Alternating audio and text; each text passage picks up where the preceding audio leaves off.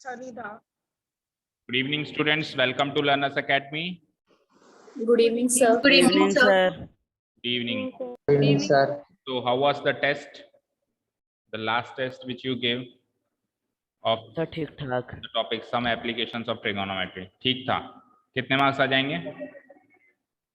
Sir पता नहीं मतलब ठीक नहीं था. चलो स्टार्ट करते हैं इसका एनालिसिस. अब देखिए इसका मैं सीधे सीधे ट्रायंगल बना के आपको इसका सॉल्यूशन बताते जाऊंगा क्योंकि स्टेप्स वगैरह लिखने का हमारे पास टाइम नहीं रहता है. You all know that. चलो पहला क्वेश्चन है a vertical straight tree 12 meter high breaks due to a storm in such a way that its top touches the ground. ये हमने पहले भी किया हुआ है क्वेश्चन. यस और नो. इसका फिगर जो था कुछ ऐसा बनाया था हमने लास्ट टाइम. ये है ट्री. इसका टॉप जो है ग्राउंड को टच कर रहा है. टूटने के बाद मान लो ये पेड़ पहले इतना था और अब टूट गया और ग्राउंड को टच कर रहा है लाइक दिस. करेक्ट. इसी तरीके से फिगर बनाया सभी ने. Yes, sir. Yes, sir.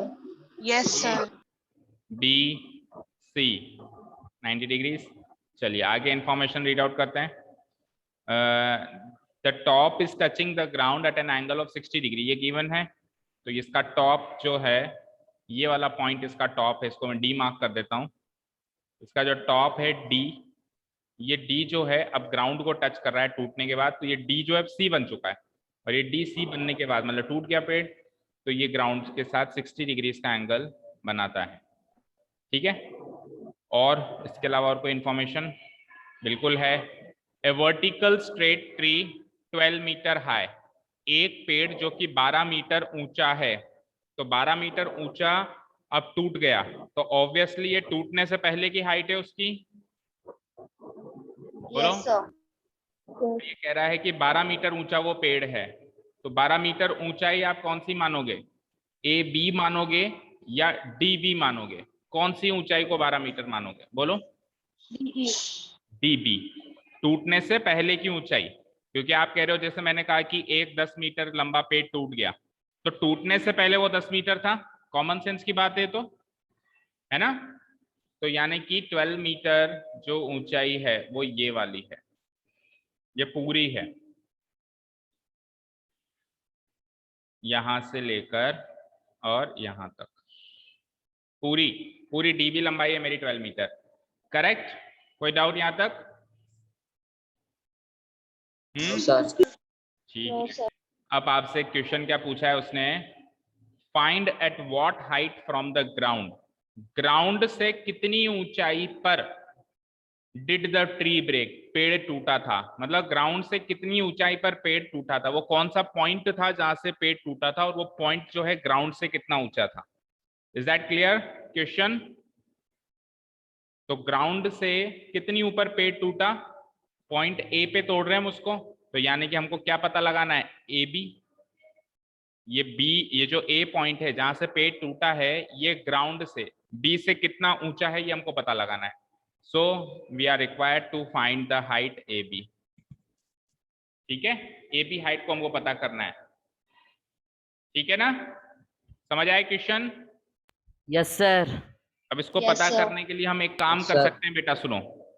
अगर हमने ए बी को, हम ए बी को एक्स मानते हैं.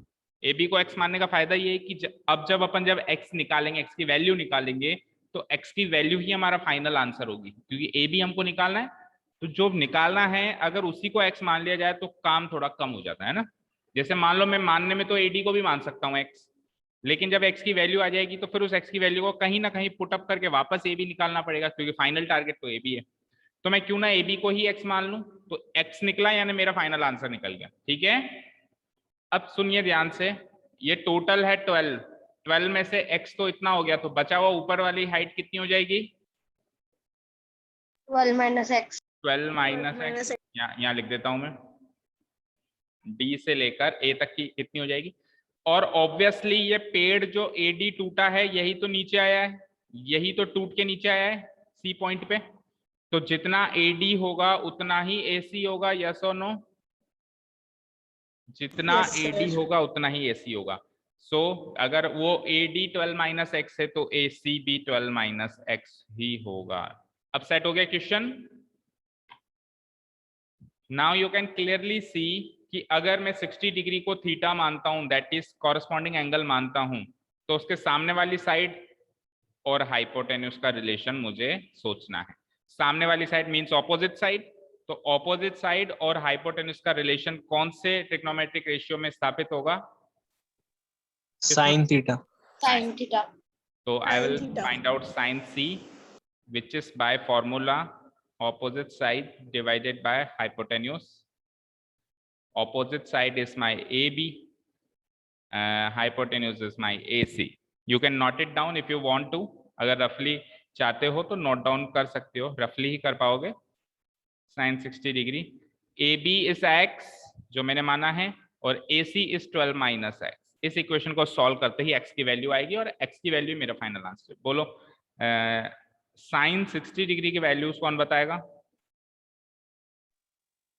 √3/2. √3/2 equals to x minus x upon 12 minus x.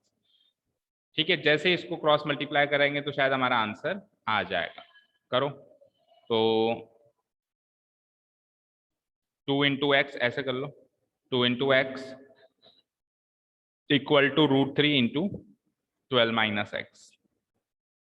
2 into x becomes 2x, √3 into 12 minus x, तो 12 √3 माइनस √3x। आगे चलते हैं, तो माइनस का √3x को यहाँ ले आएंगे तो ये हो जाएगा प्लस का √3x, वहाँ पे 12 √3 और ऑलरेडी है। x को कॉमन निकाल के मैं लिख सकता हूँ x इंटू 2 प्लस √3, वहाँ पे 12 √3 ऑलरेडी है, तो value of x will be 12 √3। ये मल्टीप्लाई हो रहा है, इधर आके डिवाइड हो जाएगा। ठीक है, यहाँ तक कोई डाउट नहीं है। इसको रैशनलाइज कर देते हैं ताकि डिनोमिनेटर से √3 गायब हो जाए, है ना। तो अगर डिनोमिनेटर में 2 प्लस √3 है तो कॉन्जुगेट क्या बनेगा? 2 माइनस √3, राइट। 2 माइनस √3 से न्यूमरेटर एंड डिनोमिनेटर को मल्टीप्लाई कराएंगे। चलो कराओ फटाफट मल्टीप्लाई। 12 √3 इंटू 2 क्या होगा? 12 √3 इंटू 2 क्या होगा? 24 √3, 24 root. और 12 √3 माइनस लगाओ बीच में, ये माइनस लगा दिया बीच में। अब 12 √3 इंटू √3 क्या होगा? 12 into 3. 12 into 3 क्या होता है? 36। डिनोमिनेटर में आ जाओ, तो a plus B into a minus B क्या होता है? a square minus b square. A square minus B square. a square minus B square. a square मतलब 2 का स्क्वायर 4, माइनस b स्क्वायर मतलब √3 का स्क्वायर मींस 3। √3 का स्क्वायर 3 होता है। चलो तो ये बन जाएगा 24 √3 माइनस 36 डिवाइड बाय 4 माइनस 3 क्या होता है? 1, और 1 से डिवाइड करेंगे तो सेम वही नंबर रहेगा जो कि न्यूमरेटर में है। तो फाइनल आंसर वैसे तो ये है ही सही, इतने मीटर, लेकिन क्योंकि मुझे एक एक्स्ट्रा इंफॉर्मेशन गिवन है कि √3 की वैल्यू आपको क्या कंसीडर करनी है? 1.732। तो अगर वैल्यू गिवन हो कि कंसीडर ये करनी है, तब हमको वो वैल्यू हमेशा पुटअप करके दिखानी है। तो देखो अभी भी मैं इसको चाहूँ 12 को कॉमन ले लें, वैसे तो मत लो तो भी चलेगा क्योंकि √3 की वैल्यू तो पुटअप करोगे, पर ये कि अभी जैसे 1.732 में इसकी वैल्यू पुटअप करोगे तो बड़ा मल्टीप्लीकेशन हो रहा है ना थोड़ा सा, तो इसको छोटा करने के लिए हम क्या करते हैं, एक बार 12 को कॉमन ले लेते हैं। 12 को कॉमन ले लिया मैंने, तो क्या बचता है बेटा? 2 √3 माइनस 12, 3 या 36 होता है 3, ये बचेगा। और अब आप इसमें 1.732 पुटअप करेंगे तो थोड़ा सा छोटा सा कैलकुलेशन है, पहले बड़ा हो रहा था, तो इट बिकम्स 12 इंटू 2 इंटू 1.732 करो, 2 2 जा 4, 2 3 जा 6, 2 7 जा 14, रिमाइंडर 1, 2 1 जा 2 and 1 3 माइनस 3, तो इट विल बी 12 इंटू, ये 3 में से 3 माइनस हो गया तो क्या बचेगा? 0.464, और 12 से मल्टीप्लाई करेंगे, 12 4 जा 48, रिमाइंडर बिकम्स 4, 12 6 जा 72 and 4 76, रिमाइंडर 7, 12 4 जा 48 and 7 55, 3 जगह हटा के पॉइंट लगा दो। 5.568 metre. This is my final answer. यानी कि ग्राउंड से इतनी ऊंचाई पर वो पेड़ टूट गया था। वो एक्स की वैल्यू है और एक्स की value is my final answer. यही मेरा फाइनल आंसर। बोलो कितनों का आ गया था आंसर? इसमें तो कोई ऑप्शन भी नहीं था, तो ये तो करना ही सर था। मेरा आ गया था 5.568। सर मेरा 5.57 आ रहा था। अच्छा, अप्रोक्सीमेट निकला। सर मेरा 5.569 569 आ रहा था। चलो देखते हैं। Yes, sir. ओके मेरा भी आ रहा था 5.569। Yes sir. चलो चलते हैं नेक्स्ट क्वेश्चन पे। कोई डाउट नहीं है ना इस क्वेश्चन में किसी को भी? No sir. No, sir. No sir. Next question. An aeroplane flies, अब इसमें ऑप्शन दे दो। पहला ऑप्शन पढ़ते हैं। An aeroplane flies horizontally at a distance 3000 metres above the ground. ठीक है, क्या कह रहा है ये कि एक एरोप्लेन जो कि हॉरिजॉन्टली फ्लाई कर रहा है। हॉरिजॉन्टली मतलब वो ऐसे चल रहा है। भाई देखो, एरोप्लेन या तो ऐसे टेक ऑफ करता है तब ऐसे हो जाता है, टेक ऑफ जब वो कर लेता है तब वो फिर हॉरिजॉन्टली मूव करता है। ठीक है, हॉरिजॉन्टली मूव करता है। फिर जब वो लैंड करता है तो वापस वो कुछ ऐसे लैंड करता है। यही होती है पोजीशन एरोप्लेन के उड़ने की, पता है ना? Yes sir. Yes, sir. हमेशा ही थोड़ा ऐसे चलता रहेगा रॉकेट की तरह। वो टेक ऑफ करते टाइम ऐसे चलता है, फिर वो हॉरिजॉन्टली चलता है, मतलब ग्राउंड के हॉरिजॉन्टल लेवल पे वो चलता है। तो जब वो एरोप्लेन हॉरिजॉन्टली उड़ रहा है इस समय, और वो जब हॉरिजॉन्टली उड़ रहा है तो वो ग्राउंड से कितना ऊपर है? कितना ऊपर है? 3000 मीटर्स ऊपर है, ऐसा वो कह रहा है। ठीक है, ठीक है ना? अब ये उड़ते उड़ते दूसरे एरोप्लेन के पासेस वर्टिकली अबव, दूसरे एरोप्लेन के ऊपर से गुजर गया। मतलब सपोज करो कि एक एरोप्लेन ऐसे चल रहा है इस डायरेक्शन में, ये हाइट कितनी है? 3000 मीटर्स। और मान लो कि एक दूसरा एरोप्लेन और है जो इससे थोड़ी सी कम हाइट पे, मान लो इतनी हाइट मान लो, वो भी ऐसे ही चल रहा है ना? मान लो कि 2000 मीटर्स की हाइट पे चल रहा है। तो ये एरोप्लेन कभी ना कभी, मान लो इसकी स्पीड ज्यादा है, तो ये एरोप्लेन कभी ना कभी इसके ऊपर से गुजरेगा, वर्टिकली इसके ऊपर आ जाएगा। ये नीचे, ये ऊपर। वीडियो में देखो, ये एरोप्लेन यहाँ, ये एरोप्लेन यहाँ, ऐसे वर्टिकली ऊपर से उसको क्रॉस करेगा। ठीक है, समझ रहे हो? Yes sir. Yes sir. तो ऐसा ही वो कह रहा है। आगे पढ़ते हैं कि वर्टिकली दूसरे एरोप्लेन के ऊपर से वो गुजर गया। when the angles of elevation of the two planes from a same point on the ground are 60 degree and 40 degree।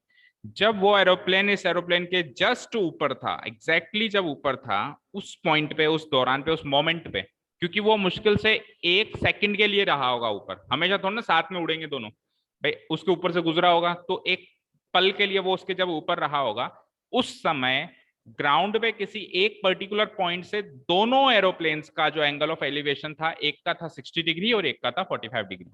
ठीक है, अब आपने को सोचना है कि नीचे वाले का होगा छोटा एंगल या बड़े वाले का होगा, कैसे होगा। वैसे तो रेस्पेक्टिवली भी लिखा हुआ है, तो रेस्पेक्टिवली में हम ये समझ सकते हैं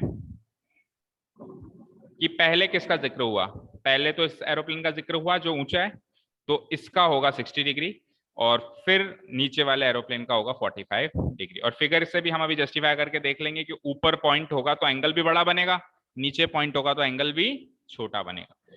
find the vertical distance between the aeroplanes at that distance. तो उस पल पे वो एरोप्लेन उसके ऊपर कितना ऊपर था, इन दोनों के बीच की वर्टिकल डिस्टेंस फाइंड आउट करो।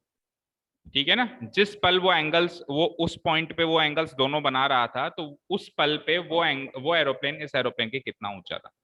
ठीक है, क्वेश्चन समझ में आया क्या? Yes sir. Yes, sir. तो इसका फिगर कुछ ऐसे बनाया जा सकता है।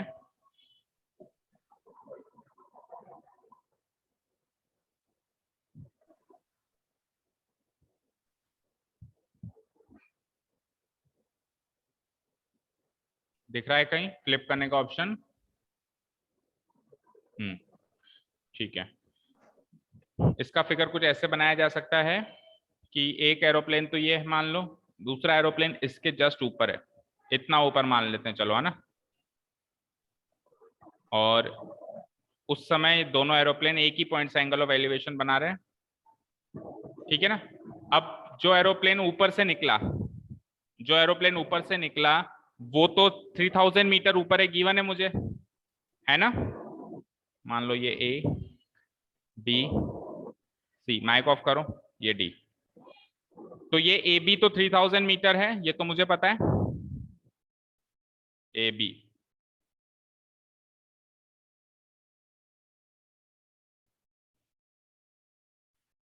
ये तो 3000 मीटर है। जो एरोप्लेन ऊपर से निकला, ऊपर से गुजरा, वो तो 3000 मीटर ऊपर है ग्राउंड से। मान लो बी को ग्राउंड मान ले, तो जो ए नाम का एरोप्लेन है वो 3000 मीटर ऊपर गुजरा। और आपसे क्या पूछा गया है, दोनों एरोप्लेन्स के मतलब बिटवीन, उन दोनों के दरमियान, उन दोनों के बीच में वर्टिकल डिस्टेंस कितनी है। ये डिस्टेंस आपसे पूछिए कि ए एरोप्लेन डी एरोप्लेन से कितना ऊपर है। ये निकालने के लिए देखो, ए से लेके बी तक की हाइट तो है ही 3000 मीटर। अगर मैं डी से लेके बी तक की हाइट भी पता कर लूं, ऑब्वियस बात है कि एक एरोप्लेन ऊपर है, एक एरोप्लेन नीचे है, हमको पता चल जाए कि ऊपर वाला कितना ऊपर है और नीचे वाला कितना ऊपर है ग्राउंड से। दोनों की हमको ग्राउंड से हाइट पता चल जाए तो दोनों के बीच का गैप पता चल जाएगा ना। समझ रहे हो? Yes sir. यस तो सर। मेरा टारगेट हो गया डीबी निकालना। एक बार अगर मैंने डीबी निकाल लिया तो इस 3000 में से उस डीबी को माइनस करके मैं एडी फाइंड आउट कर लूंगा। मान लो डीबी निकलता है 2000, मान लो डीबी निकलता है 2000, तो एडी कितना हो जाएगा 1000। 3000 में से 2000 माइनस करोगे टोटल में से। समझ रहे हो? अच्छा, एंगल ऑफ Yes. एलिवेशन कौन कौन से हैं? 60 डिग्री एंड 45 डिग्री। तो अब बताओ 60 डिग्री कौन सा होगा एंड 45 डिग्री कौन सा होगा? ऑब्वियसली बड़ा एंगल तो होगा, ये छोटा एंगल तो होगा 45 डिग्री, और ये बड़ा एंगल होगा 60 डिग्री। ये तो अंडरस्टूड है काफी? Yes sir. ठीक है ना? चलो, कनेक्टिंग लिंक जो है वो मुझे बीसी दिखाई दे रही है। बीसी दोनों ही ट्राइंगल्स में एडजेसेंट साइड्स का रोल अदा करेगी, है ना? Yes sir. ठीक है। तो देखो, बड़े वाले ट्राइंगल में सीधा सीधा ये साइड पता है मुझे, ए बी 3000 है, तो बड़े वाले ट्राइंगल को पहले उठा के और इस 3000 मीटर को यूज करके मैं बीसी निकाल सकता हूं। तो अगर मैं बड़े वाले ट्राइंगल को यूज करूं इन ट्राइंगल एबीसी, तो एबीसी ट्राइंगल के अंदर अगर मैं, ये तो है ऑपोजिट साइड और नीचे बीसी एडजेसेंट साइड, तो ऑपोजिट बाय एडजेसेंट के लिए 10 सी यूज कर लूंगा। Opposite side divided by adjacent side. क्या है सी के सामने वाली साइड? ए बी, और एडजेसेंट साइड क्या है? बीसी। और एंगल सी कितना है आपका? 60 डिग्रीज। ए बी कितना है? 3000 मीटर। बीसी तो पता है नहीं, पता लगाना है। 10 60 की वैल्यू बोलना जरा। √3. √3। जो बच्चा रिप्लाई नहीं करेगा, अगर उसने टेस्ट में कर भी रखा होगा काम, तो भी उसको मैं उस क्वेश्चन में, पर्टिकुलर क्वेश्चन में 0 मार्क्स दूंगा। Is that clear? Yes sir. ठीक है ना? रिकॉर्डिंग ऑन है, तो रिकॉर्डिंग ऑन है तो मैं वापस रिकॉर्डिंग देखूंगा किस बच्चे, अगर आप अभी जवाब नहीं दे रहे हो कि 1060 क्या होता है, आप मुंह बंद करके बैठे हो, दैट मीन्स आपको नहीं आता है, और एग्जाम में आपने लिख लिया 1060√3, दैट मीन्स कि आपने एग्जाम में चीटिंग करके लिखा है। तो अभी मुंह से आवाज निकलनी चाहिए, ये मुंह बंद नहीं रहना चाहिए किसी के भी, not even a single student. Is that clear? Yes sir. √3 equals to 3000 divided by BC. इसके नीचे कुछ नहीं है, √3/1 लिख सकता हूं। तो यहां से क्रॉस मल्टीप्लाई जब हम करेंगे तो BC into √3 equals to 3000 into 1। 3000 into 1 तो 3000 हो जाएगा।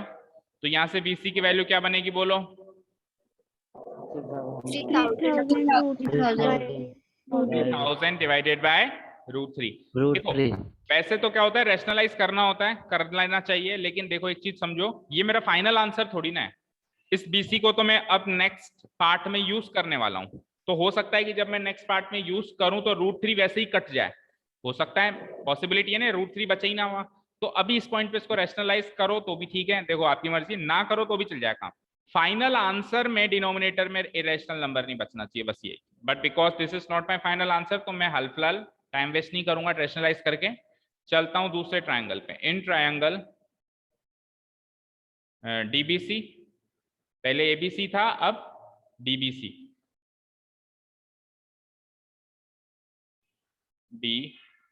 DBC। तो इसमें भी 10C होगा क्योंकि C पॉइंट ही कॉरेस्पॉन्डिंग एंगल है, लेकिन अब की बार ऑपोजिट साइड AB ना होके DB होगी, छोटा है ट्राइंगल, एडजेसेंट साइड वही रहेगी BC। और ये फॉर्मूला लिख लेना, opposite by adjacent, that is C अब मेरा 45 डिग्रीज है, ठीक है ना। DB तो पता करना है, और BC पहले मुझे पता नहीं थी, लेकिन अभी अभी मैंने पता लगाई है। क्या ये 3000/√3 दिख रही है? Yes, sir. Yes, sir. 3000। Yes, sir. तो यहाँ यानी कि इसको रैशनलाइज करना पड़ेगा, चाहो तो उधर ही कर लो, चाहो कैसे भी कर लो, इधर ही कर लो। फिर एक काम करो, इंटू √3/√3 क्या होगा? 3000√3 और √3 इंटू √3 3 हो जाएगा। 3 से एक बार गया, Yes, 3 sir. से 1000 टाइम्स गया, 1000√3 हो गया ये, है ना BC। इस BC की वैल्यू 1000√3 लिख देता हूं मैं यहाँ पे, रैशनलाइज कर दिया मैंने 1000√3। चलो भाई 1045 1 है, 1/1 इक्वल्स टू DB 1000 और 45 डिग्रीज होता है तो बराबर ही आते हैं वैसे भी दोनों। क्रॉस मल्टीप्लाई करोगे तो DB की वैल्यू क्या आ जाती है? 1000√3 मीटर, है ना? ठीक है। Yes, जो sir. मेरी DB की वैल्यू आई, Yes, sir. जो मेरी DB की वैल्यू आई 1000√3, वो ही की नहीं सॉरी, जो मेरी BC की वैल्यू आई पिछले ट्राइंगल से 1000√3, वो की वो ही DB की वैल्यू होगी। क्यों? क्योंकि यहाँ पे एंगल बन रहा है 45 डिग्री, तो 45 डिग्री में ऑपोजिट और एडजेसेंट दोनों बराबर होते हैं, तो 1000√3 ही आ गया Yes, मेरा sir. DB भी। Yes, sir. अब DB भी आ गया Yes, sir. और AB भी है मेरे पास, मौका भी है, दस्तूर भी है। निकालो AD, AB में से DB को माइनस करके, ठीक है। तो distance between the two planes, distance या वर्टिकल डिस्टेंस, वर्टिकल मतलब ऐसे खड़ा डिस्टेंस है ना, vertical distance between two planes will be equal to total AB में से ये DB माइनस करो कि जो पहला वाला प्लेन है वो तो कितना ऊंचा है? 3000 मीटर ऊंचा है, और जो नीचे वाला प्लेन है वो कितना ऊंचा है साहब? वो 1000√3 मीटर ऊंचा है। तो दोनों के बीच का गैप कितना हो गया? यहाँ पे भी √3 की वैल्यू पुट करनी है आपको, बिल्कुल करनी है। देखो 1.73 कह रहा है, तो फिर कर लेते हैं। 1000 कॉमन ले लूँ अगर मैं, तो ये बचता है 3 - √3, राइट? यही बचेगा। Yes, sir. Yes, sir. 1003 - √3 की वैल्यू अब की बार 1.732 नहीं यूज करनी, 1.73 ही यूज करनी। जितनी उसने कही है उतनी ही यूज करें। अगर उसने 2 डेसिमल प्लेस तक कहा है तो उतना ही यूज करो। 1000 मल्टीप्लाई बाय 3 से में से 1.73 माइनस करेंगे तो 1.27 आएगा, राइट? ठीक है। अब देखो 2 डेसिमल प्लेस से 2 जीरो तो यूं ही गए भाई, 2 डेसिमल प्लेसेस हैं, है ना? तो 2 जीरो तो गए, 2 डेसिमल प्लेस से 2 जीरो मल्टीप्लाई होके खत्म हो गए। क्या बचा? केवल एक ही जीरो बचा, तो आंसर क्या हो जाएगा? 1270। 127 और एक जीरो बच गया था, मीटर। आंसर बोलो कितने का आ गया था? कितनों का आ गया था मीन्स? इसमें पानी है क्या? ये एक्टिव वाले क्या करते हैं?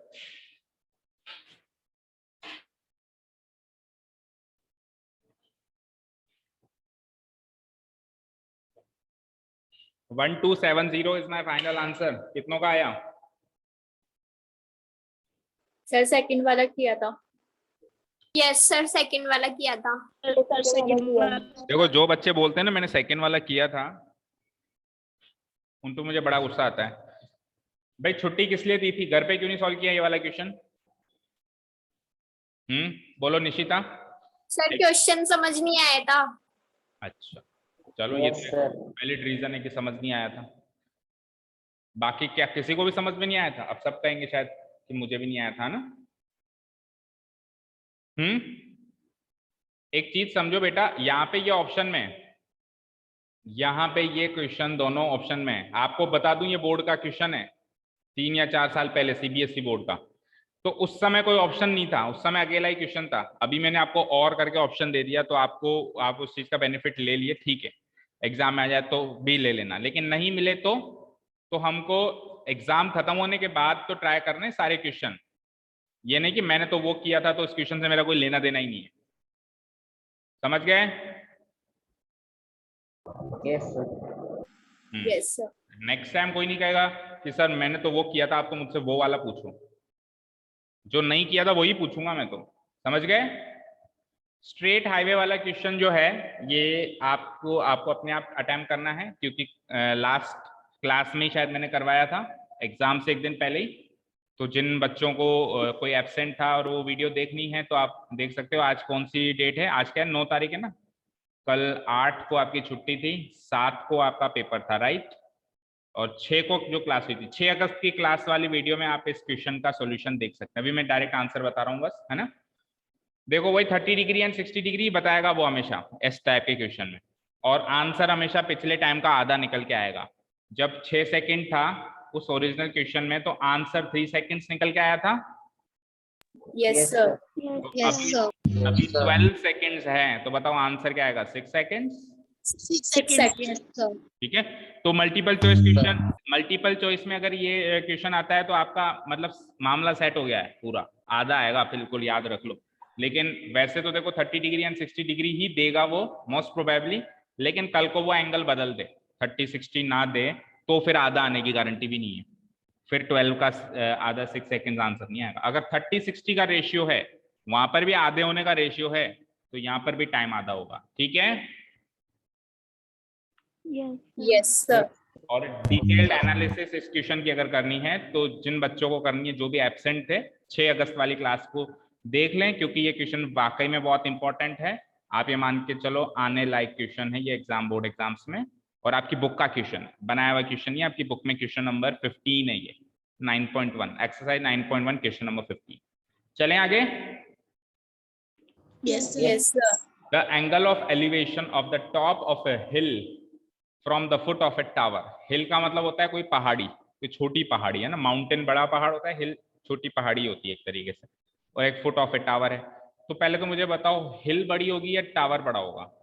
हिल मतलब पहाड़ी बड़ी होगी, पहाड़ी ज्यादा ऊंची होगी, या टावर ज्यादा ऊंचा होगा?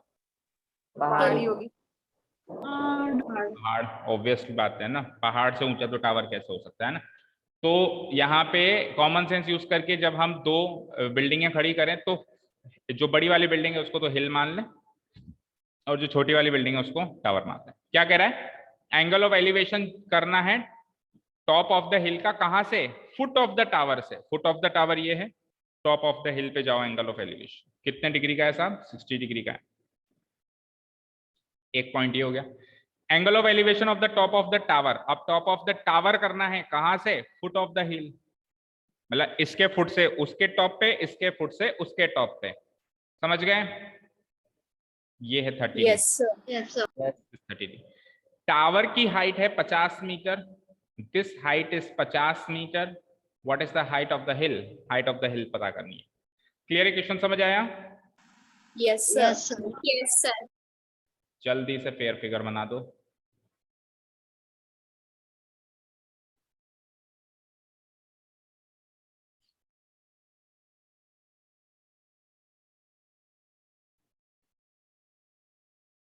ऐसे कर दो उसको, और ऐसे कर दो। हो गया? इसी टाइप का फिगर बनाना है। Yes, sir. तो इस एक्सरसाइज के करीब करीब सारे फिगर करीब करीब सेम ही है, थोड़ा सा 19-20 का फर्क। ठीक है, तो इसकी हाइट गिवन है ना, किसकी? इसकी टावर की हाइट गिवन है, इसको मान लो फिर एबीसी। 30 डिग्री है ये एंगल ऑफ एलिवेशन, और ये 50 मीटर गिवन है। ये एंगल ऑफ एलिवेशन है 60 डिग्री, इसको डी रख देते हैं नाम, और ये मुझे पता करना है, हिल की ऊंचाई पता करनी, सीडी पता करनी। तो कनेक्टिंग लिंक क्या है आपकी? बीसी, जो दोनों ट्राइंगल्स में आ रही है। Yes, sir. Same to same Yes, sir. की तरह ट्राइंगल एबीसी में से बीसी निकालो, उसको पुट करो ट्राइंगल डीसीबी में। यहां से बीसी निकालो, उसको यूज करो वहां पे। समझ गए? है ना? तो ट्राइंगल एबीसी के अंदर, एबीसी में 60 डिग्री 30 डिग्री है, 10 सी, एंगल सी 30 डिग्री है, तो मैं 10 सी निकालूंगा opposite side divided by adjacent side. Opposite side क्या है मेरी? ए बी, सी के सामने वाली, और एडजेसेंट है बी सी। तो सी कितना है साहब? 30 डिग्री, तो I will write it as 30 degrees. A B कितना है आपका? 50 मीटर्स गिवन है। बी सी आपको पता लगाना है। 10-30 की वैल्यू बोल दो जल्दी से। 1/√3. 1 divided by √3 equals to 50 by B C. Cross multiply करते हैं तो बी सी इंटू 1 वहां 50 इंटू √3, तो BC बन जा BC इसी 50 इंटू √3 52, तो BC आ गया आपका 50 √3, ये BC आ गया आपका 50 √3। अब ये BC को आप इस ट्राइंगल में भी यूज कर सकते हो क्योंकि उसमें भी फॉल होता है वो वाली साइड, वहां पर भी एडजेसेंट साइड का रोल अदा करती हो। तो इस दूसरे ट्राइंगल का नाम है, क्या नाम है दूसरे ट्राइंगल का नाम, बोलो। ABC triangle ABC. ABC BCB. DCB कितने क्वेश्चन कर लिए लेकिन अभी तक नाम बोलना और लिखना नहीं सीखे। 90 डिग्री को बीच में लिखते हैं DCB, क्या नाम होगा DCB, ठीक है। और एंगल B को करस्पॉन्डिंग एंगल मानना है, तो 10B इक्वल्स टू वही opposite side by adjacent side. Opposite side क्या है B के सामने वाली side, DC divided by adjacent side वही BC, ठीक है। एंगल B कितना है 60 डिग्री, DC पता करना है, BC पता कर लिया 50/√3, 60 डिग्री पे 10 लगाओ कितना आएगा √3, √3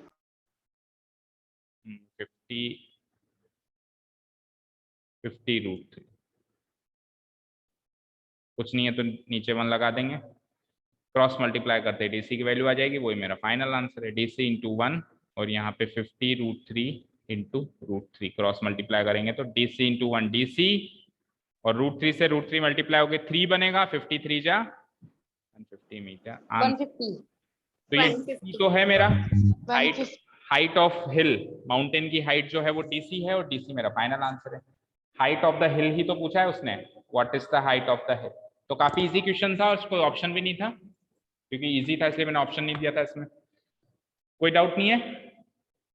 No, sir. नो सर ठीक है, चलते हैं फोर्थ क्वेश्चन के, दोनों ही अच्छे पार्ट थे, है ना। कौन सा वाला अटेम्प्ट किया आपने, फर्स्ट पार्ट या सेकंड पार्ट?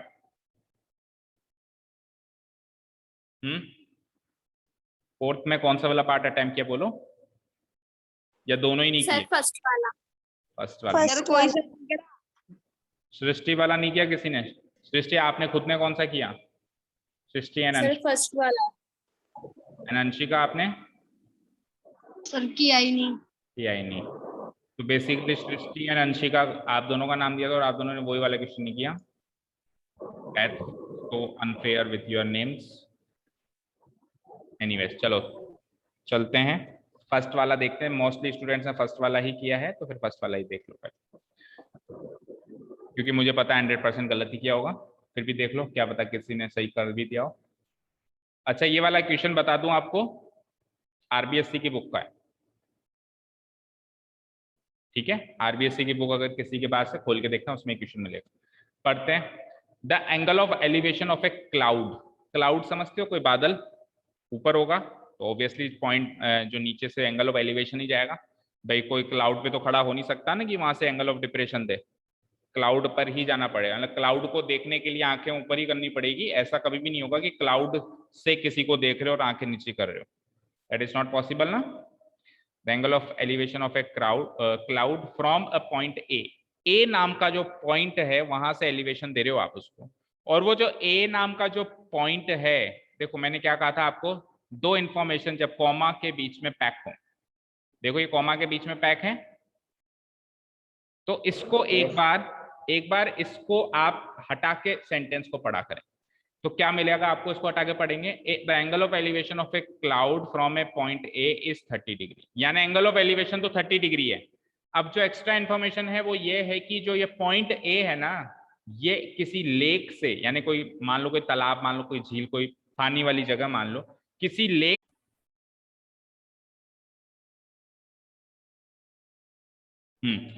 तो ये जो पॉइंट ए है जिसकी बात कर रहे हैं, जो पॉइंट ए है जहां से मैं क्लाउड पे एंगल ऑफ एलिवेशन लेके जा रहा हूं ऐसे, वो पॉइंट ए जो है किसी लेक से 20 मीटर ऊपर है। अब लेक से 20 मीटर ऊपर होने का मतलब ये है, देखो लेक मतलब क्या है, कोई पानी वाली जगह,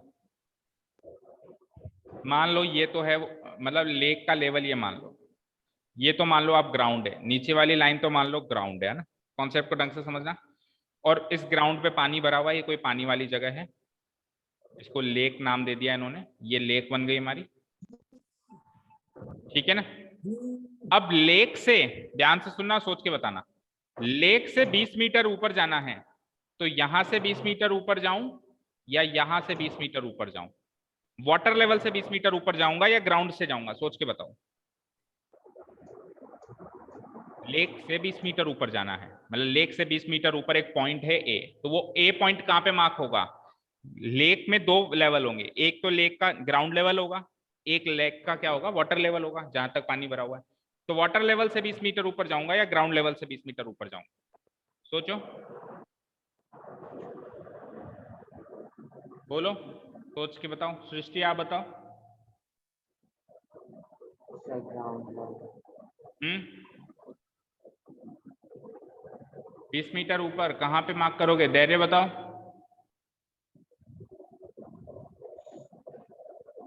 एंजल बताओ, और वीडियो भी ऑन करो एंजल। नौनी जैन, कुणाल, सर ग्राउंड। शिवम, नौनी, चालू है मेरी। नौनी जैन, सर। ऑन करो। सर हाँ बताओ। ग्राउंड से। ग्राउंड से।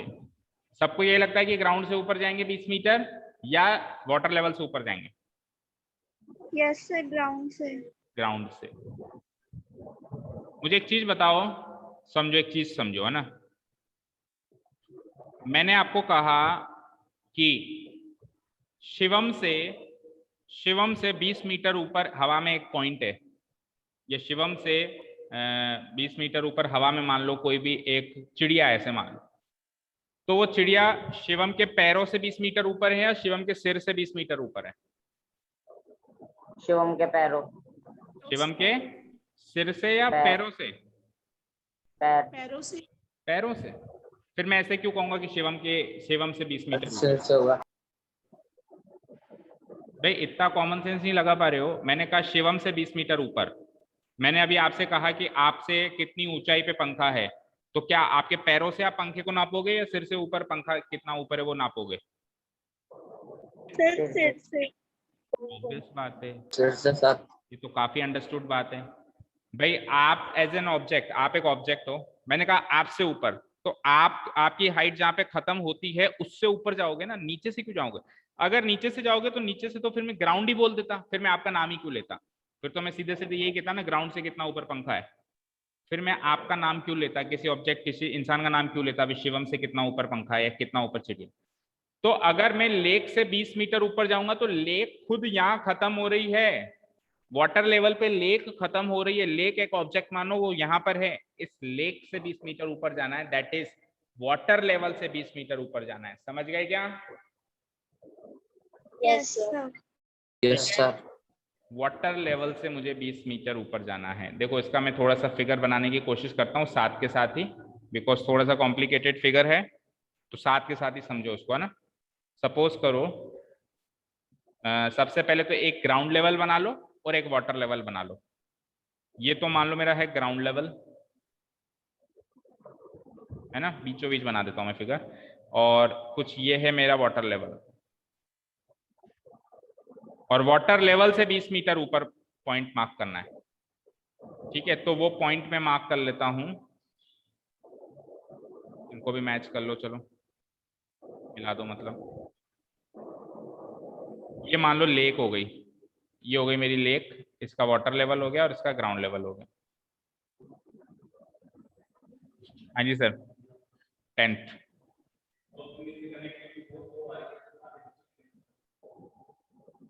लो आ रही है? नहीं हुए तो नहीं है, पर ये 10th में तो ऐसे ही करते हैं, कम ही आते हैं, कुछ छुट्टी पे चल रहे हैं, एब्सेंट चल रहे हैं, एब्सेंट ही चल रहे हैं। बाकी ऐसा तो भाई, ऐसा किसी स्टूडेंट के साथ इश्यू है क्या भाई, ज्वाइन नहीं हो पा रहे हो, या आपके किसी फ्रेंड के साथ क्या? यस सर, होता है, ज्वाइन नहीं हो पाते। कौन? दिव्यांग और मोहित के साथ हो रहा है, दोनों के साथ। दिव्यांग और मोहित ज्वाइन नहीं हो पा रहे, अभी तो थे नहीं, जो आज एब्सेंट है, आज जो बच्चे आज एब्सेंट है उनमें से कोई ऐसा बच्चा है क्या जो कनेक्टिविटी ना होने की वजह से ज्वाइन नहीं हो पा रहा है? यस सर, तो अपनी मर्जी से छुट्टी मार लेते हैं और कह देते हैं कनेक्टिविटी नहीं है। नहीं सर, हमारे जियो का नेटवर्क आ ही नहीं रहा, मेरे भी नहीं आ रहा था, मैं एयरटेल से कर रखा हूँ अभी। अच्छा, उन दोनों के पास जियो ही है। इस चीज का क्या कर सकते हैं सर जियो का बहुत स्लो। आप? आपकी, हाँ, तो जियो का स्लो है तो आप आपके डिवाइस को या नेटवर्क को चेंज करो भाई, क्योंकि क्लास ना लेना आपके लिए एक बहुत बड़ा लॉस है। ठीक है, हाँ, तो इसको ए मार्क मत करो ना, क्योंकि ए तो वो वाला पॉइंट है जहां से वो ऊपर है ना। इसको PQRS मार्क कर देता हूं मैं, चलो, ground level and water level, इसको मार्क कर दो PQRS, PQRS। अब वाटर लेवल से 20 मीटर ऊपर एक पॉइंट है ए, तो मान लो कि वाटर लेवल से 20 मीटर ऊपर मैंने ये एक हाइट बना दी, इतनी मान लो, चलो, ठीक है, और इसको मार्क कर लिया मैंने ए, इसको मार्क कर लिया मैंने ए। कितना ऊपर है ये? 20 मीटर वाटर लेवल से होगा, है ना? कोई डाउट नहीं है यहाँ तक? No sir. No sir. अब इस ए पॉइंट से आप जाओगे क्लाउड पे, इस ए पॉइंट से आप जाओगे क्लाउड पे, और एंगल ऑफ एलिवेशन कितना गिवन है? 30 डिग्री, 60 डिग्री, जो भी गिवन था। तो मैं एंगल ऑफ एलिवेशन बना रहा हूं इस ए पॉइंट से टू सम क्लाउड, और क्लाउड का नाम रख देते हैं C फॉर क्लाउड भी हो जाएगा। ठीक है, इस Q को इस C से भी कनेक्ट कर लो।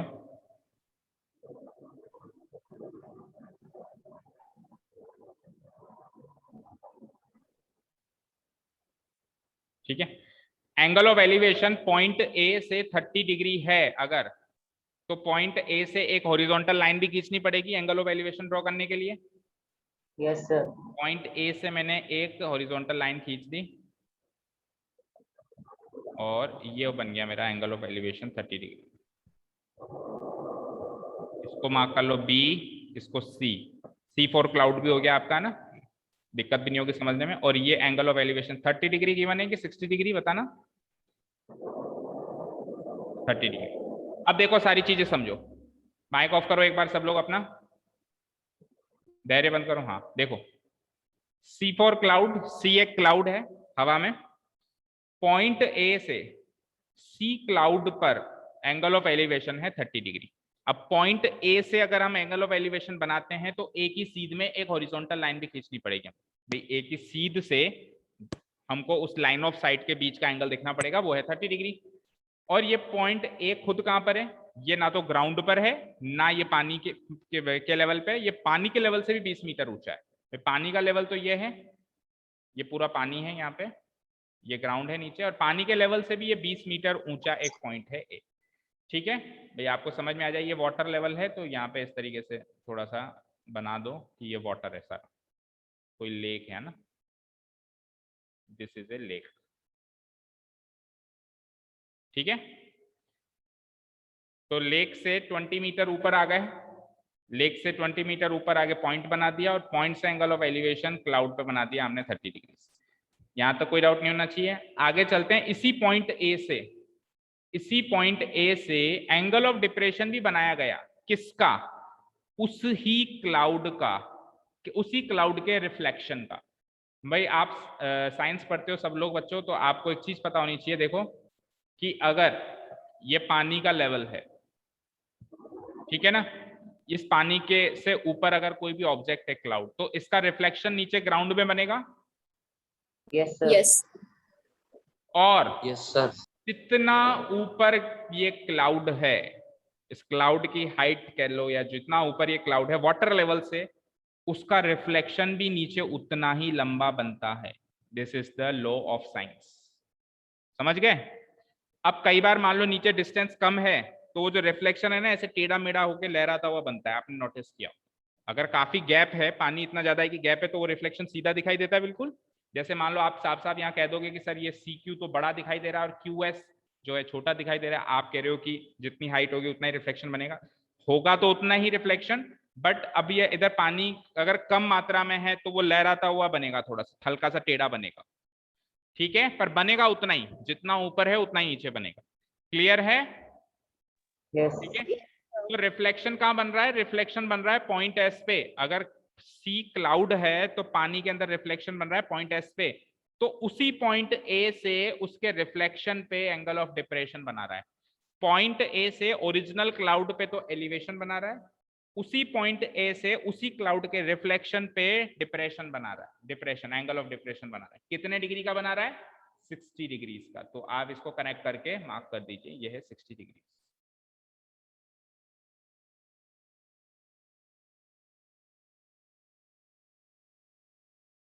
ये है आपका एंगल ऑफ डिप्रेशन 60 डिग्री।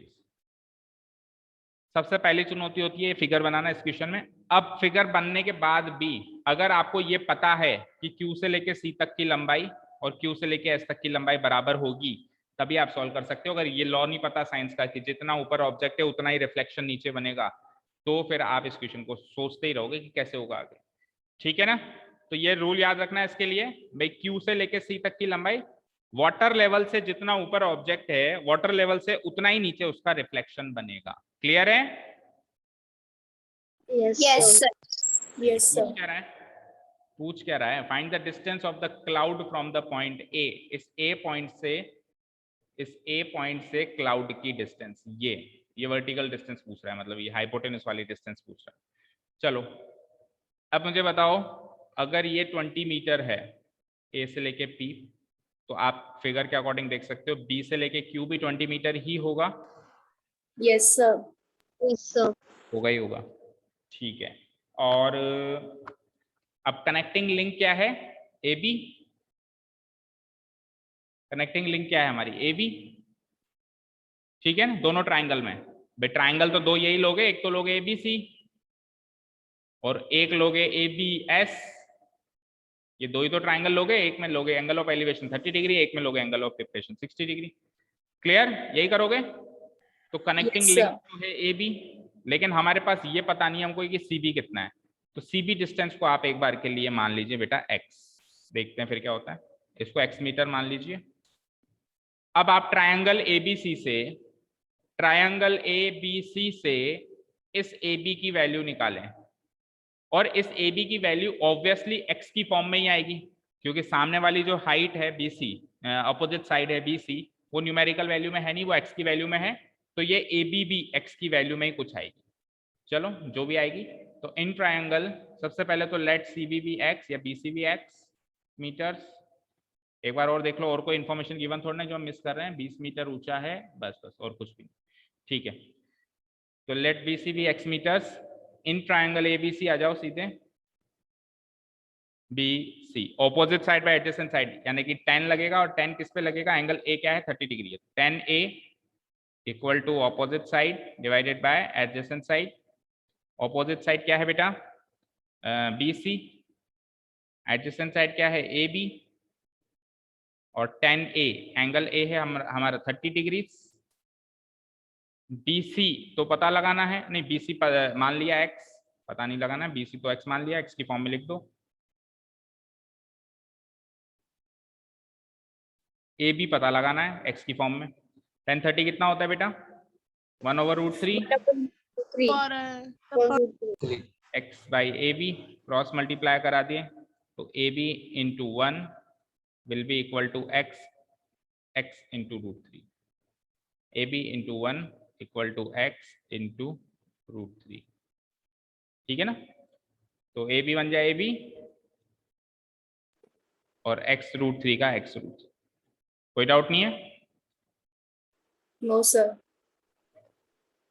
ठीक है, तो ए बी की वैल्यू एक्स की फॉर्म में आ गई, एक्स √3। फिगर में भी चाहो तो मार्क कर लो, एक्स √3 आ गई है।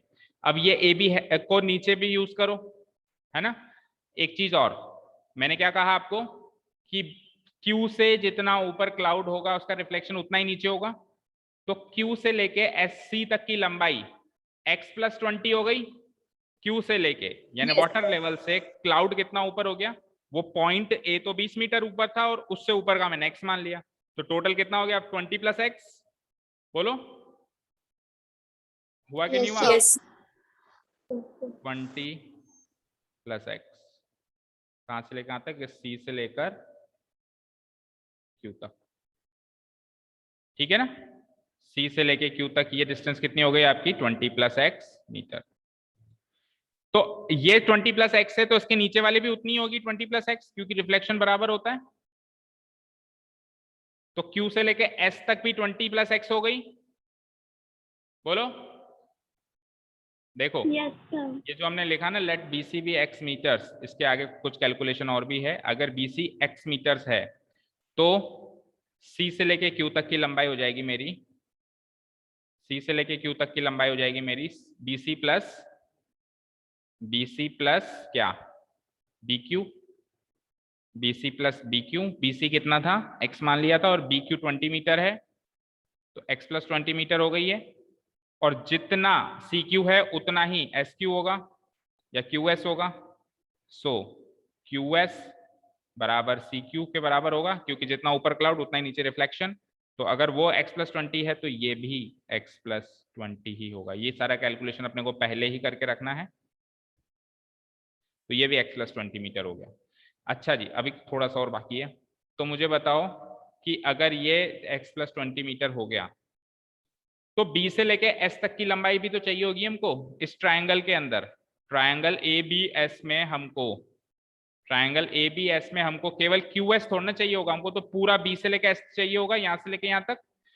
तो B से लेके Q अगर 20 है और Q से लेके S अगर 20 प्लस x है, तो BS कितना हो गया, 20 प्लस 20 40 प्लस x हो गया। Yes, Okay? sir.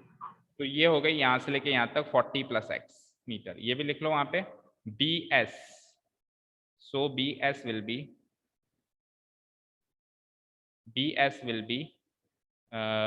BQ plus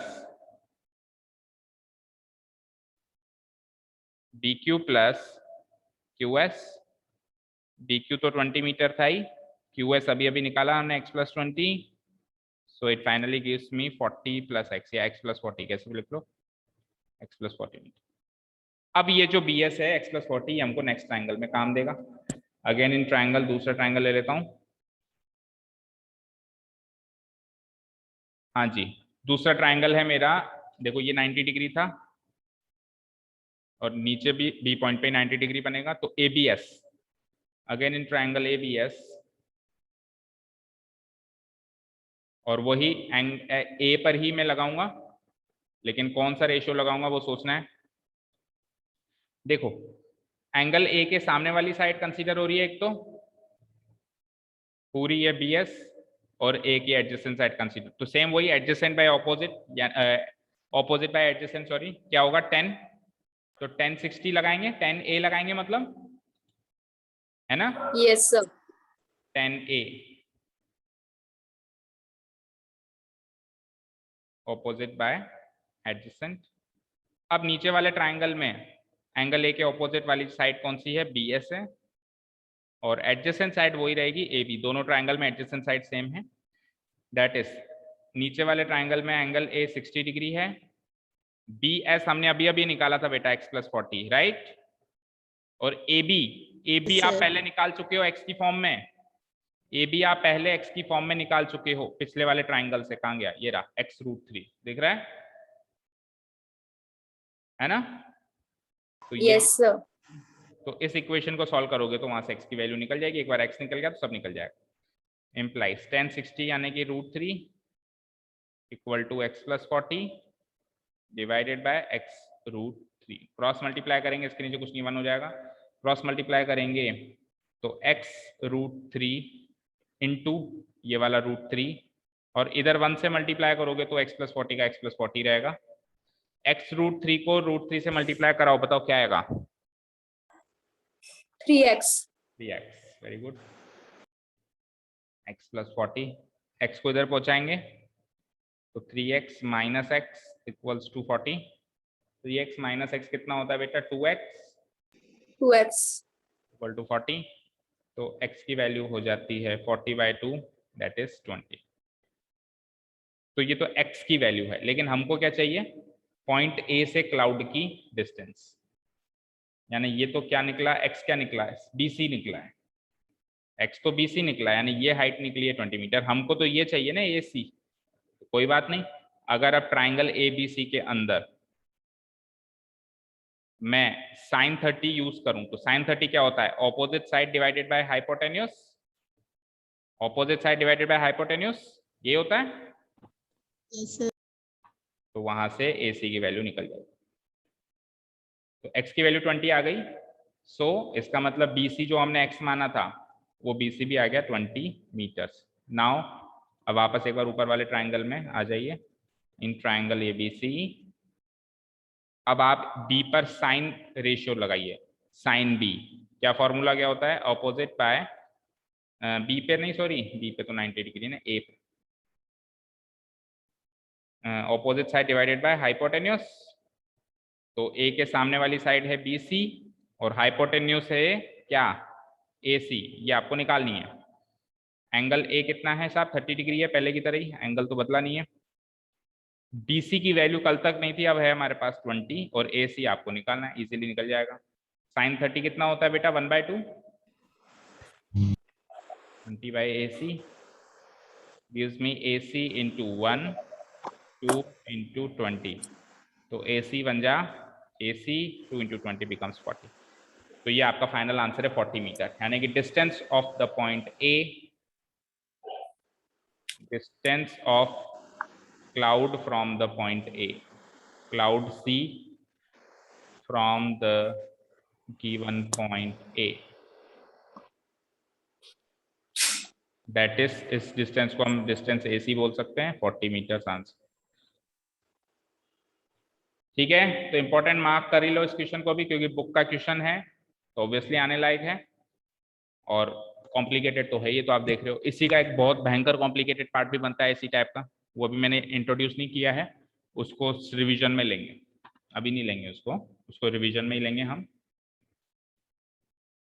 आप अगर चाहो अभी से देखना, अगर एंग्जाइटी बढ़ गई हो, उत्सुकता बढ़ गई हो कि वो वाला भी देखें, तो आरबीएससी की बुक में इस टाइप का एक एग्जाम्पल है, उस एग्जाम्पल को देखना। ये जो क्वेश्चन है ये तो एक्सरसाइज में है, 40 मीटर इसका आंसर है, और जो इससे भयानक है वो एक्सरसाइज में नहीं है, वो एग्जाम्पल में। ये एक्सरसाइज जहाँ से शुरू होती है उसके जस्ट पिछला एग्जाम्पल ही, तो आप चेक कर सकते हो और पूछ भी सकते हो अगर समझ में नहीं आया तो एग्जाम्पल पढ़ के, और नहीं तो फिर रिवीजन में हम उस क्वेश्चन को देख ही लेंगे। ठीक है बच्चों, कर लिया जितना नोट डाउन करना था, या कुछ डाउट हो तो पूछ लो। मतलब इसमें ट्रिग्नोमेट्रिक अप्लाई करने से पहले पहले ये सारा काम दाम करना पड़ेगा हमको,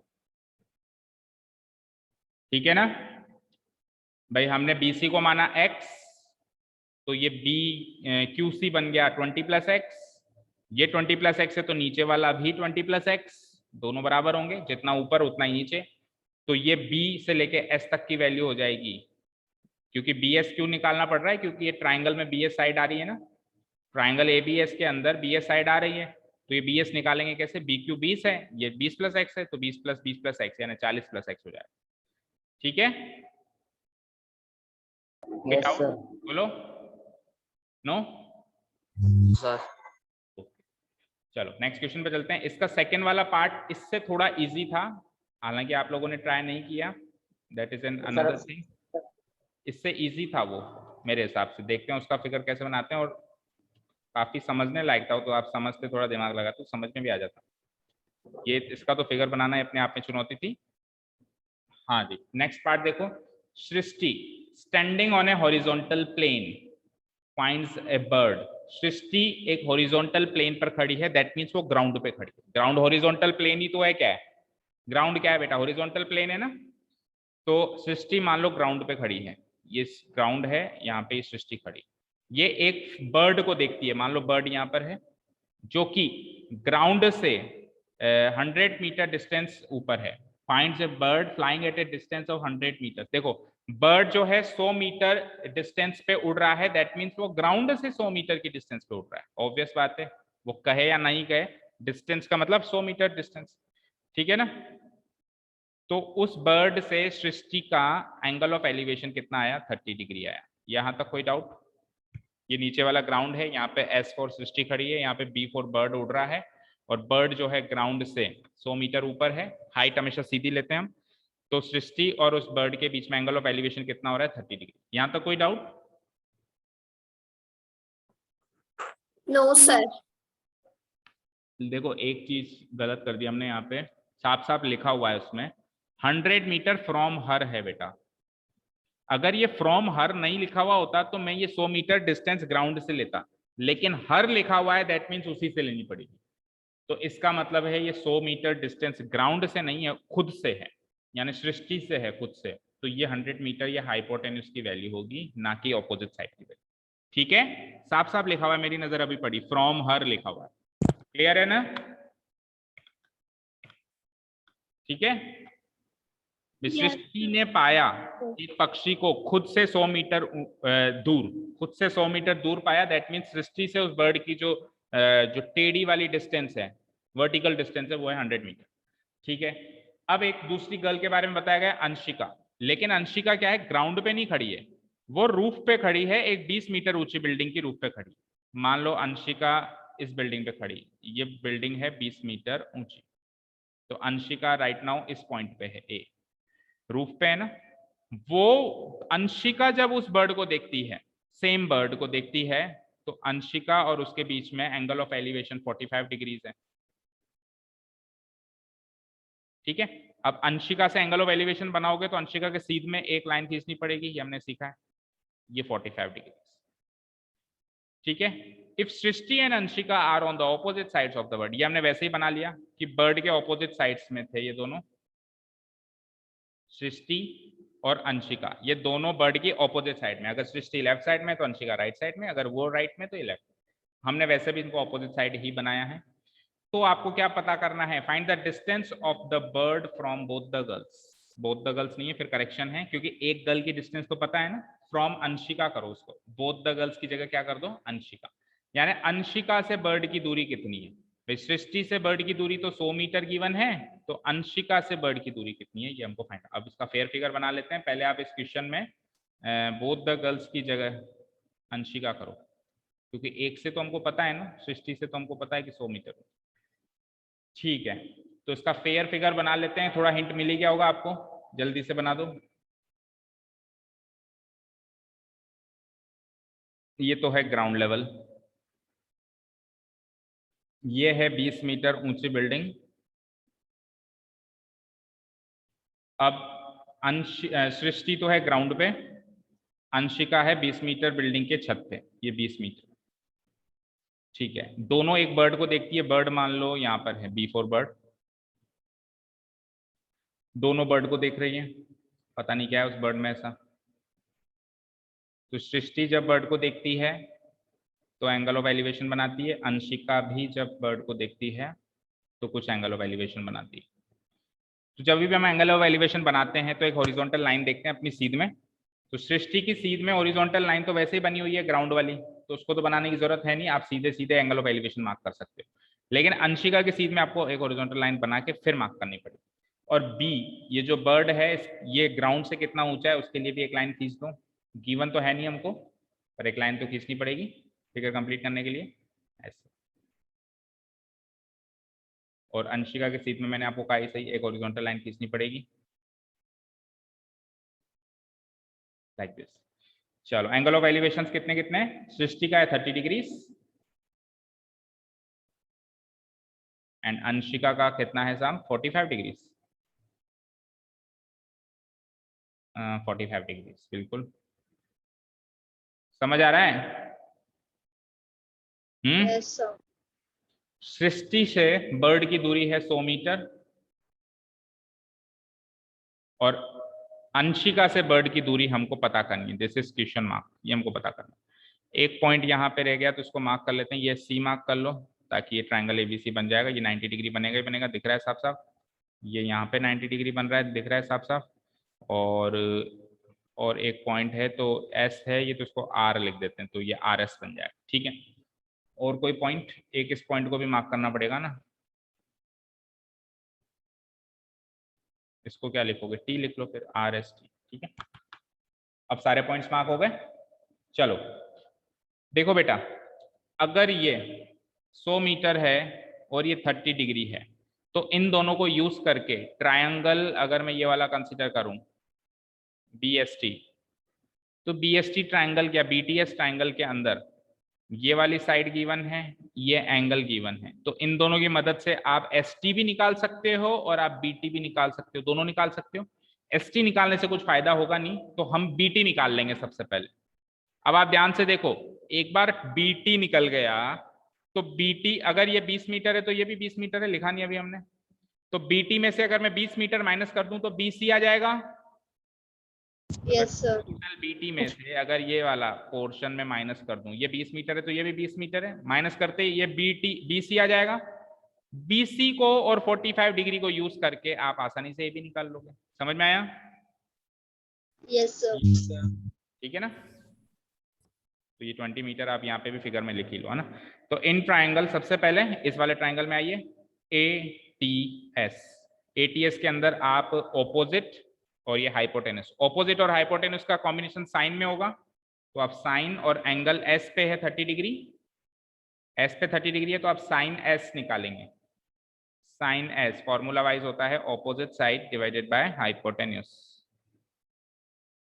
तो ऑपोजिट साइड है यहाँ पे पूरा BT और हाइपोटेन्यूस है ये BS। ठीक है, S कितना है साहब? 30 डिग्री है ही। BT पूरा पता नहीं हमको, लेकिन BS ये गिवन है हमको 100 मीटर। साइन 30 की value 1/2 equal to BT upon 100। Cross multiply कर देंगे हम, BT इंटू 2 और 100 इंटू 1, तो BT 2 जा 2BT और 100 1 जा 100। So what will be the value of BT? 100/2 which is 50 metre. कोई डाउट? यहाँ तक कोई डाउट? No, यानी sir. कि ये बर्ड जो है टोटल, ये बर्ड जो है टोटल हाइट पे कितने पे उड़ रही है? 50 मीटर पे उड़ रही है। 50 में से ये तो 20 मीटर गया, तो यानी कि अंशिका से अगर मैं ऊपर उसकी हाइट की बात करूं तो 30 मीटर रह जाएगी। 20 मीटर तो अंशिका की बिल्डिंग की हाइट है। टोटल ग्राउंड से 50 मीटर ऊपर है। अब अंशिका जिस बिल्डिंग के ऊपर है वो बिल्डिंग खुद 20 मीटर ऊपर है, तो अंशिका के कितना ऊपर हुआ पक्षी? 30 मीटर ही हुआ ना? बोलो। Yes, sir. तो अब अगर आपकी BT 50 मीटर है, सो अगर आप यहाँ से क्या निकालने वाले हो, BC निकालने वाले हो, तो BC निकालने के लिए आपको BT जो टोटल डिस्टेंस है उसमें से क्या माइनस करना पड़ेगा? CT। BT minus TS, TC लिख दो या तो BT तो 50 मीटर है ही। अच्छा, ये TC भी किसके बराबर आएगा? उसी के बराबर आएगा, इधर AR के बराबर। ऐसे लिख लो, BT आपने 50 मीटर निकाल लिया, AR 20 मीटर वैसे ही गिवन है, बिल्डिंग की हाइट ही तो है AR, तो यानी कि ये 30 मीटर हो गया। अब इसको आप उस ट्रायंगल में यूज कर लो ABC में, आपका आंसर काफी आसानी से आ जाएगा। Now in triangle ABC, C पे एंगल B पे नहीं बन रहा आपकी बार, शायद 90 डिग्री C पे बन रहा है, तो कैसे लिखोगे आप? BCA लिख दो इस ट्रायंगल का नाम। 90 डिग्री वाला बीच में वर्टेक्स डालने की कोशिश किया करो, वो स्टैंडर्ड तरीका है एक राइट एंगल ट्रायंगल को लिखने का। क्या बताया मैंने? C पे बन रहा है ना, तो BCA। और A वो एंगल है अंशिका वाला पॉइंट है जहां से एंगल ऑफ एलिवेशन बन रहा है, तो ऑपोजिट बाय हाइपोटेन्यूस लगाओगे इस पे भी, तो साइन A वही same opposite by hypotenuse. Opposite side है, A के सामने वाली साइड BC होगी, बिना फिगर देखे बता सकते हो भाई, A के सामने वाली साइड BC तो होगी, है ना। और हाइपोटेन्यूस क्या है? हाइपोटेन्यूस है अंशिका से बर्ड यानी AB, that is angle A कितना है? ये 45 डिग्री। BC अभी निकाली है आपने 30 मीटर, AB आपको चाहिए, हो गया आपका काम। अच्छा, 45 डिग्री का एंगल बनता है तो ये दोनों बराबर होते हैं, तो कर दूं क्या इसको भी 30 मीटर? Yes sir. गलत, गलत। अरे ऑपोजिट और एडजेसेंट बराबर होते हैं, ये हाइपोटेन्यूज है। अगर 45 डिग्री का एंगल बनता है तो ऑपोजिट और एडजेसेंट साइड बराबर होती है, ऑपोजिट और हाइपोटेन्यूस। हाइपोटेन्यूस कभी भी किसी के बराबर हो सकती है क्या? वो सबसे बड़ी होगी। तो उतावले ना बनो इतना ज्यादा, 45 डिग्री दिखते ही साथ में बराबर कर दो ना। ठीक है, और एक और हिंट है कि जब वो काम अपन करते थे, दोनों को बराबर करते थे, तो साइन कभी भी नहीं होता था, tan होता था यहाँ पे, तभी तो ऑपोजिट बाय एडजेसेंट होता था, और अभी साइन है, तो sine 45 1/√2 divide by 30 by A B. ठीक है, सॉल्व कर लो, ए बी आ जाएगा, A B into 1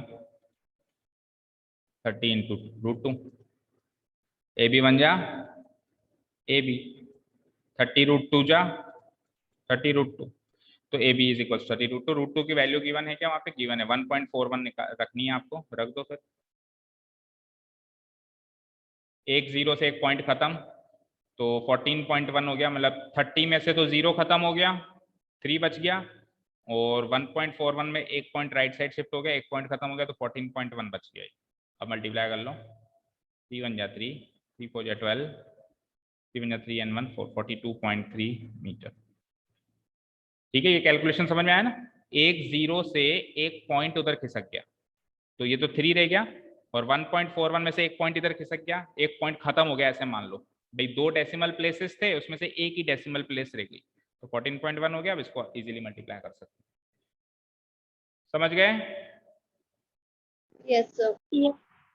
Therefore, distance between the Pakshi and Anshika means the bird and Anshika. Distance between the bird and Anshika, that is, उसको हम distance A B बोल सकते हैं, A for Anshika, B for.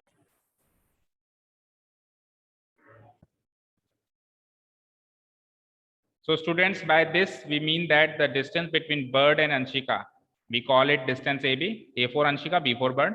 तो distance AB कितना आ गया हमारा? 42.3 metre. This is my final answer. आप में से शायद किसी ने भी उसको अटेम्प्ट किया नहीं, so there is no point of matching the answer. Match तो क्या करोगे जब किया ही नहीं, पर फ्यूचर के लिए याद रखना, अच्छा क्वेश्चन है, बुक का नहीं है, कहीं और से लिया हुआ क्वेश्चन है, पर कोर्स में है तो ऑब्वियसली कभी भी आ सकता है। नेक्स्ट जो क्वेश्चन है वो आपकी बुक का लास्ट क्वेश्चन है एक्सरसाइज का। शॉर्टकट तो आपको सबको पता है ही सही, इसका शॉर्टकट बताओ। इस क्वेश्चन का शॉर्टकट बताया था ना मैंने, इसका रूट करो, कितना है 20 मीटर, इसका रूट करो। अब 2304 का रूट ही याद नहीं होगा शायद, याद है क्या किसी को? हाँ जी, 2304 का रूट याद है किसी को? सवाल ही पैदा नहीं होता। 48 48, वेरी गुड। इन दोनों को मल्टीप्लाई करो, यही आपका फाइनल आंसर होगा। ये तो शॉर्टकट था, पढ़ते हैं एक बार क्वेश्चन भी पढ़ते हैं, बिकॉज हो सकता है कई बच्चे पहली बार पढ़ रहे हैं उस क्वेश्चन को। The angle of elevation of the top of A tower from 2 points, एक टावर है और 2 पॉइंट से एंगल ऑफ एलिवेशन ले रहे हो, एक इससे एक इससे, इससे भी ले रहे हो इससे भी ले रहे हो, दोनों से एंगल ऑफ एलिवेशन कितना है मुझे दोनों का ही पता नहीं है, दोनों का ही मुझे पता नहीं है कितना है, लेकिन ये पता है कि जो वो दोनों एंगल ऑफ एलिवेशन हैं वो दोनों एंगल ऑफ एलिवेशन कॉम्प्लीमेंट्री है। क्या है? From at a distance of 2304 metre and 400 metre from the base of the tower. एक तो बेस से मान लो 400 मीटर दूर है एक पॉइंट, और एक जो है दूसरा पॉइंट जो है वो 2304 मीटर दूर है। बस डिस्टेंस पता है हमको, ये डिस्टेंस ये डिस्टेंस, अभी फेयर फिगर भी बना दूंगा। और ये जो एंगल ऑफ एलिवेशन है वो कॉम्प्लीमेंट्री है, मतलब अगर ये थीटा है तो वो 90 माइनस थीटा है। कॉम्प्लीमेंट्री एंगल्स क्या होते हैं? जिनका सम 90 डिग्री होता है। तो ये 10 डिग्री है तो वो 80 डिग्री है, ये 20 डिग्री है तो वो 70 डिग्री है, तो ये थीटा है तो वो 90 माइनस थीटा है। सब कर दिया मैंने। Find the height of the tower, इस टावर की हाइट आपको पता करनी है। तो this was the short introduction of the question. जल्दी से इसका हम फिगर बना देते हैं लाइक दिस।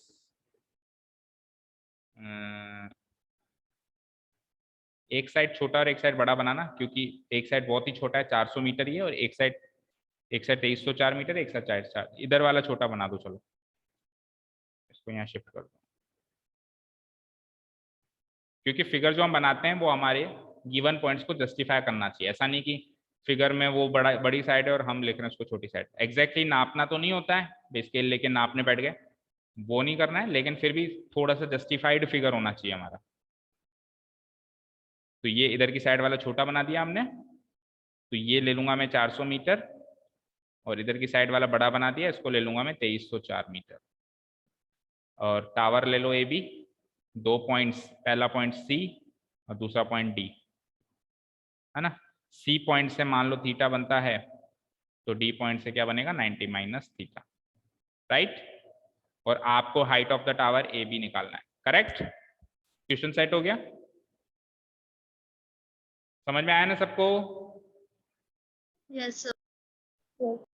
ए बी एक टावर है, उसके बेस से एक सी पॉइंट दूर है 2304 मीटर, बेस से दूसरा पॉइंट दूर है डी 400 मीटर, और दोनों पॉइंटों से टॉप ऑफ द टावर जब आप एंगल ऑफ एलिवेशन बनाते हो तो वो दोनों एंगल्स कॉम्प्लीमेंट्री बनते हैं, मतलब दोनों का सम 90 डिग्री बनता है। तो किसी भी एक एंगल को अगर थीटा मान लो तो दूसरा 90 माइनस थीटा बन, उल्टा भी कर सकते हो, उसको थीटा मान के उसको भी 90 माइनस थीटा मान सकते हो।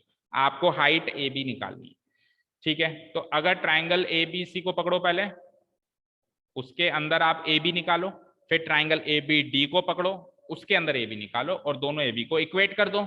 यही तरीका सीखा है हमने, दोनों में बी पे 90 डिग्री बन रहा है ना।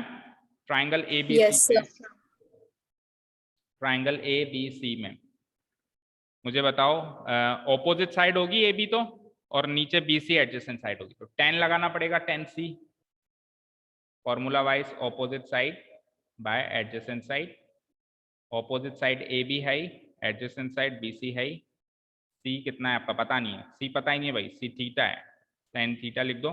ए बी भी पता नहीं है साहब, कोई बात नहीं, और बी सी पता है कितना 2304 metres.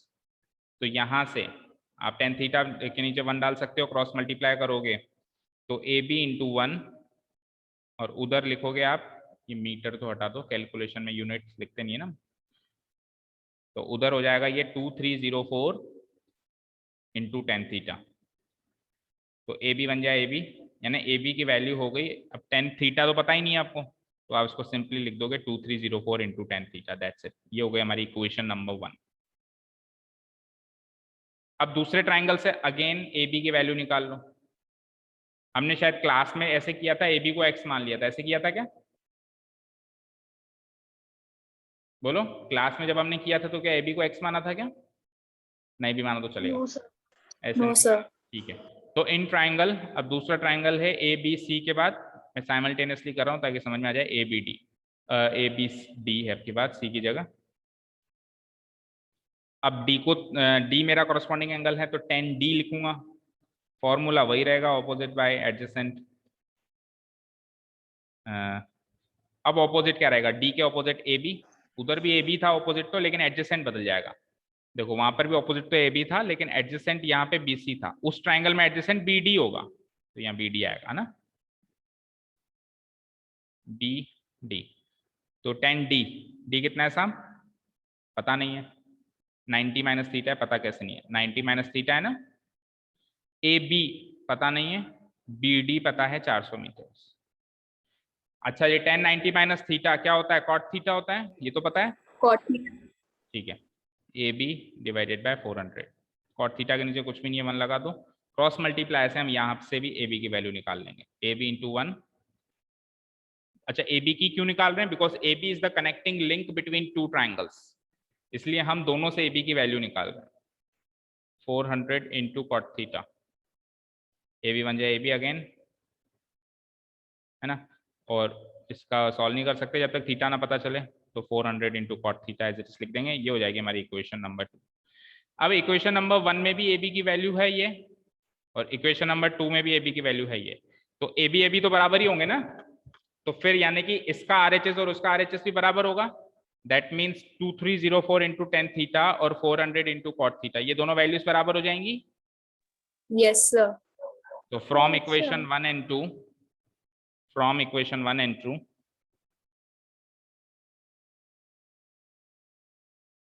from equation 1 and equation 2 we get, भाई LHS बराबर हो गए दोनों के, इसका LHS भी AB, उसका LHS भी AB, तो RHS भी बराबर कर दीजिए।